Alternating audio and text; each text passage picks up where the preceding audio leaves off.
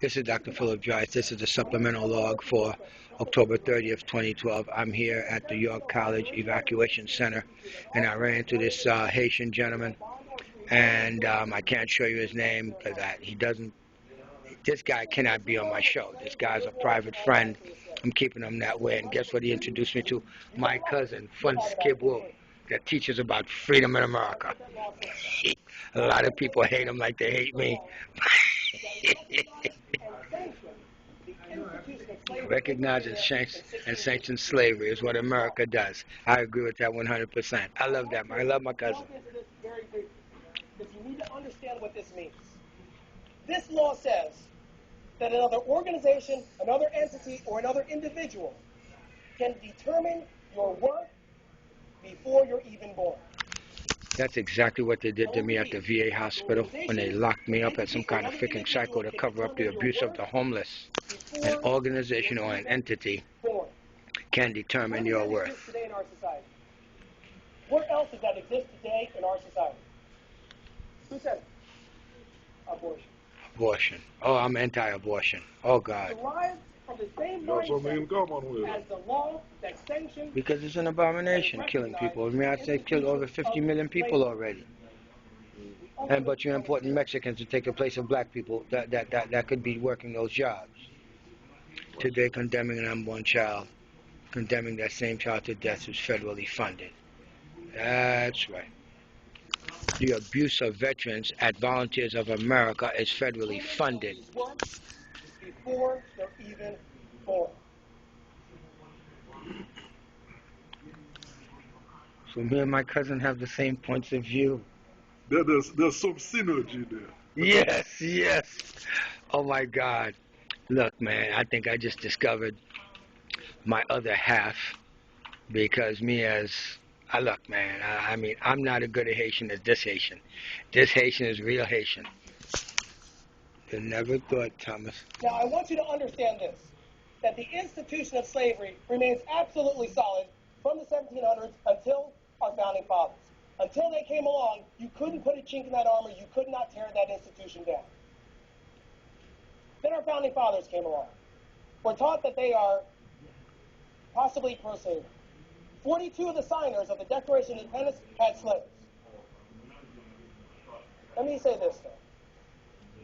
Thomas Jefferson wrote in the Declaration, "We hold these truths to be self-evident, that all men are created equal, and that they're endowed by their Creator with certain unalienable rights. Among these are life, liberty, and the pursuit of happiness."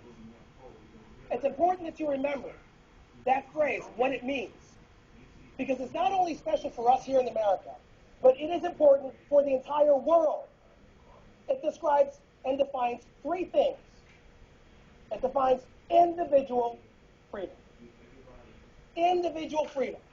The second thing it describes is equal liberty. We are all created equal. Equal liberty. And the third thing, the most important thing, and the thing that I think our kids need to understand every single day of their lives, is that you get your rights from God. You don't get them from a politician. You don't get them from another individual. You don't get them from anybody else but from God. And it is a direct line from God to you. Nobody can go in there and intercede and take it away. You get your rights from God. Ladies and gentlemen, beyond anything that we do in the military, beyond all of our inventions, computers, Bill Gates and all, everything that we do, that idea that we get our rights from God defines American exceptionalism. Because you do not get that anywhere else in the world. Everywhere else in the world, people want to get their rights from somebody Let me help you here. Here in America, you get Dr. Shear, Dr. Khan, Dr. Tobias, Dr. Julia Golia, that's my cousin. Guess who our relative is? I just found that out through the lineage stuff. Henri Christophe, the first king of Haiti. So do you think we're equal? I don't think so. We'll find out in court.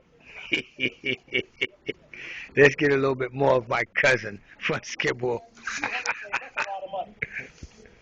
But here's something that they don't share with our children in school. In the original draft of the Declaration of Independence, Thomas Jefferson wrote this: By the way, if you haven't read the Declaration of Independence, it is basically just a list of grievances. It is a principal document to let the world know why we are becoming independent and what kind of a nation we want to build. And in the original draft, Thomas Jefferson wrote this grievance to the king. He has waged cruel war against human nature itself, violating its most sacred rights of life and liberty in the persons of a distant land who never offended him, captivating and carrying them into slavery in another hemisphere, or to incur miserable death in their transportation thither. That, ladies and gentlemen, is an anti-slavery grievance. I love him. That's my cousin. That's my cousin. I love him. I love my cousin Frantz Kebreau. And guess what? We're going to get together. I swear my mother's grave is the last thing I do. Guess what? Now it's time for me to get off this thing. And I need to go think about my book. I need to go think about my book. That's all I want to think about right now. That's all I want to think about. Because I got the guy that's going to make my product. Hold on, yeah. That's going to make my product. See, this is, you go on YouTube, they never $500 to thought $2,000 each. Thomas Jefferson bought one. That's my cousin, and you need to go out there and go learn something. And learn it from my cousin. Because, look, I'm just not good enough. I mean, that's the super guy right there. But I got me another super guy, okay? We're going to call him a silent partner. And guess what his name is? His name is Mr. T. His name is Mr. T. That's right. His name is Mr. T. That's a winning number. That's a winning number. That's a winning number. And guess what? I'm going to tell you right now. Mr. T and I are going to produce this book. What? Mr. T is very moral. He's a good Haitian. Mr. T is just a super guy. I mean, I'm not even good enough to shine his shoes, for crying out loud. But Mr. T kind of likes me. Exchange our wealth for freedom. That's what they want to do to you. They want to extract your humanity as a currency. You give it to them, and then they supposedly going to let you free. That's your emancipation cockamamie nonsense. Ever, never going to happen. You understand me? So guess what, people? This is Dr. Phil Dress, and guess what I got for you? I got freedom on my lips for you, but it's too expensive. Freedom isn't free. Freedom costs something, and you're not willing to pay the price. You're not willing to pay the price. I know what it is to pay the price. I know what it is to take an oath of celibacy, and for more than 10 years, I haven't touched a woman. And I didn't matter. I don't touch myself. I don't masturbate. I'm going to tell you right now. You people don't know what it is to pay a price.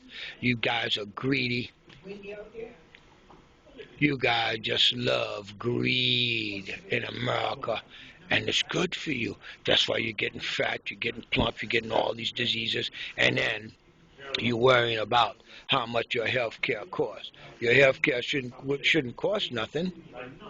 If you weren't so fat and greedy to begin with, and you are immoral, you like killing babies through abortion. You've killed over 55 million Americans already since Roe v. Wade. My cousin is right about you guys. But some of you good Americans out there that's on my side, go ahead and give me a like. And I really need you. Look at that. That's my cousin right there, Frantz Kebreau. He's talking about Thomas Jefferson. That's part 2. And you need to go check it out yourself. Bye-bye.